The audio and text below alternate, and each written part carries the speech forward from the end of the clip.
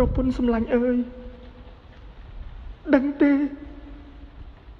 បងនឹកអូនណាស់ជាច្រើនឆ្នាំហើយបងមិនដែលដឹងសុខទុក្ខអូនយ៉ាងណានោះទេសពថ្ងៃនេះបងរស់នៅដូចជំនួសឈុតអញ្ចឹង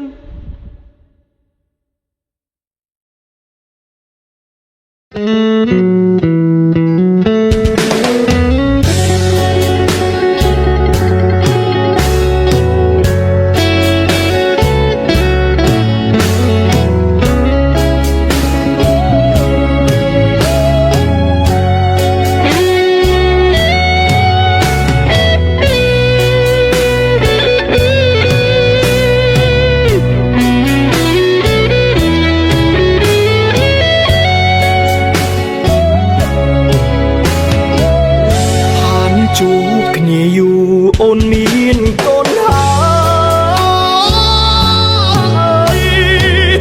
អំសងខំហើយគ្មានឱកាសទេព្រោះតែពេលនេះឆោមឆាយ